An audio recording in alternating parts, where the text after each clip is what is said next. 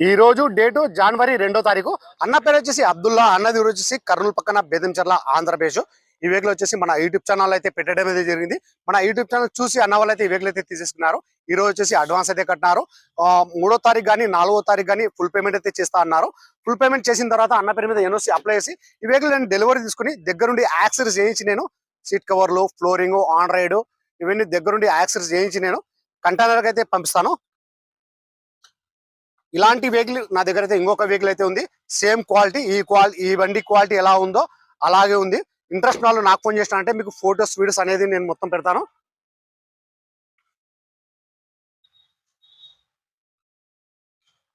Colour చూసుకున్నట్లయితే blue colour, గేర్లు వచ్చేసి మాన్యువల్ పెట్రోల్ వర్షన్.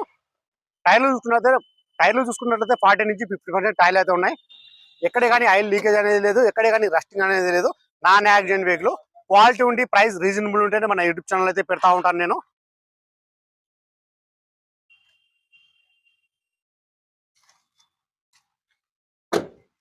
ప్రైస్ అన్నవాళ్ళకి నేను ఢిల్లీలో తీసుకుని వచ్చేసి Toyota Etios vx 2011 single owner vehicle వచ్చి ఇన్సూరెన్స్ కూడా ఉంది.